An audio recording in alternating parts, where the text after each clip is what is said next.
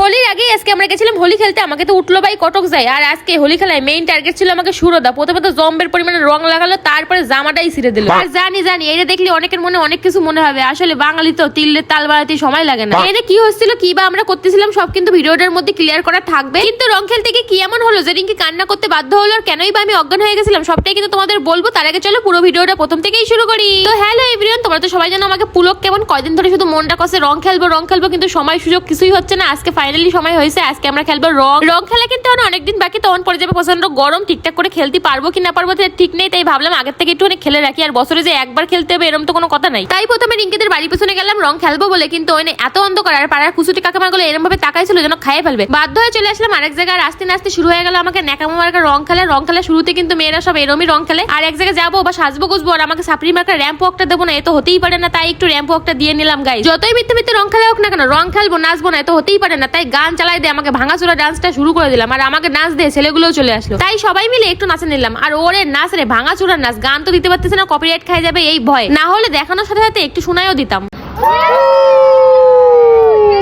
নাও এবার তাহলে গাইস সত্যি কথা কই, আসলে আমাকে ছিল একটা হোলি শুট। আকাশ দা রিঙ্কি অনেকদিন ধরে প্ল্যান করছিল, ওদের একটা স্টোরি ছিল হোলি নিয়ে, সেটাই করতে এসেছিল। সাথে আমরাও আইছিলাম, আমাকেও টুকটাক হয়ে যাবে তার জন্য। আর এনে দাও ক্যামেরাম্যান কত মন দিয়ে স্টোরি শুনতেছে। আর আজকে কিন্তু আমরা আইছি বয়েজ স্কুলের পিছনে। তখন হচ্ছিল স্কুল, সবাই যে কিরম হাসাহাসি করতেছিল স্কুল থেকে, কি আর বলবো। কিন্তু গাইস আমরা কিন্তু লজ্জা পাই, কারণ এটাকে এখন আমরা কাজ বলেই মনে করি। আর তারপরে শুরু হয়ে গেল ভোমা ছাড়া অ্যাক্টিং।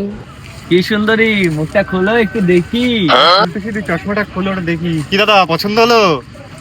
পছন্দ তো হবেই। কি রে চুপ কেন? চল রোগিন করি সবাই মিলে। নিজের বোন বোর আর অন্যের বোন পুরুষি। ওরে ভাই রে ভাই, সে যে কি অভিনয় দেখতে দেখতে যে কখন আমরা হাঁকতে বসার মতো বসে পড়ছি সেইটুকুই মনে নেই। আর ভিডিও করার চক্করে রিঙ্কির এরম আবির মাহানো মা হয়েছে। প্রথমে তো ওরে চিনতে পারতেছিলাম না ওটা রিঙ্কি না অন্য কেউ। যাই হোক, তারপর দেহেরাও এই মাসুম চেহারাটা দেহে মনে হচ্ছে না ওর সাথে কেউ কিছু করছে বা ওর মনে খুব কষ্ট। কিন্তু না গাইস, সবটাই হচ্ছে অ্যাক্টিং।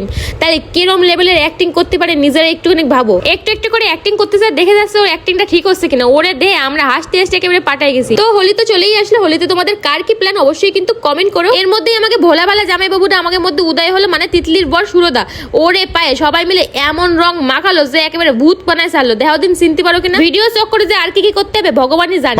আর এই জায়গাটা দেখে কিন্তু নর্মাল মনে হচ্ছে, কিন্তু গাইজ এনে কয়েক বছর আগে আমাকে মোদি আইছিল, মানে প্রধানমন্ত্রী এনে আইছিল। ভাবো ঠাকুরনগরেও কিন্তু প্রধানমন্ত্রী আইছে। এক জায়গায় শুটিং শেষ হয়েছে, এখন আমরা সবাই মিলে যাচ্ছি আরেক জায়গায়। যেতে যেতে একটা গাছে দেখি খুব সুন্দর কুল হয়ে আছে। আদিত্যদাকে বলতে আদিত্যদা এতগুলো কুল পেরে দিল। কুল কিন্তু আমার ভীষণ ভালো লাগে। আর তারপরে চলে আসছে নেক্সট লোকেশনে। এখানে আসতে এত গরম লাগছিল কি বলবো, এমনই এত গরম, এরপর যে কি হবে ভগবানই জানে। আর এবারই তো সেই মেইন সময়, ভিডিওর মধ্যে এইটুকু জায়গা দেখার জন্য যে কত মানুষ ওত পেতে বসেছিল কি আর বলবো। তো আমাদের কন্টেন্টে ছিল হোলিতে কে কিভাবে কাটায়, তার মধ্যে একটা পার্ট ছিল মাতালরা কিভাবে কাটায়, সেটাই এখন দেখাচ্ছি। আর এই বোতলগুলো জোগাড় করতে গিয়ে আমাকে গাইস হালুয়া টাইট হয়ে গেছে। মাঠে ঘাটে কোথায় কোথায় যে গেছি একই রকমের বোতল জোগাড় করতে, তা আমরাই জানি পাই আর না মোটে। অবশেষে অনেক কষ্টের পর পাইছে। আর পাইছে যখন মনে মনে ভাবেই নেছে এগুলো বিক্রি করবো, বিক্রি করলে 2 টাকা হলেও তো পাবো। গাইস ফ্রির মাল ছাড়া যায় না।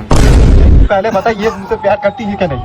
আর সিগারেটের মতো যেগুলো দেখতেছিল ওইগুলো কিন্তু ভুয়ো কাগজ। কারো বিশ্বাস না হলে স্টপ করে একটুখানি জুম করে দেখতে পারো। আর এখানে দেখাচ্ছিলাম মাতাল হয়ে যাওয়ার পর মেয়েরা কি করে, কেউ অজ্ঞান হয়ে যায়, কেউ বা জম্বের বমি করে। আর এইগুলো দেখে তোমরা কি কেউ রিলেট করতে পারতেছো? যদি পারো কমেন্টে একটুখানি লাভ দিয়ে যাও, তাহলেই বুঝতে পারবো। দেখো হোলি কিন্তু মোটামুটি সব ধরনের মানুষই খেলে, কিন্তু আমরা দেখাচ্ছি একদম এক্সট্রিম লেভেলের যারা তাদের হোলি খেলা। এক ধরনের পাবলিক হয় না হোলিতে জম্বের খাওয়া খাবে আর খাইয়ে দেয় জম্বের নাচ নাচবে, নাচার পর এ রোজ জামা টানে টানে সেরবে, সেইটাই দেখাচ্ছিলাম। ওইটুকু ভিডিও করতে গিয়ে যে কয়জনের জামা শিখতে হলো তা তো দেখতেই পাচ্ছ। আর আকাশদার জামা টানে শিখতে পারছিল না বলে খুলে দিল। কি যে হাস্যকর পরিস্থিতি হয়েছিল কি আর কব।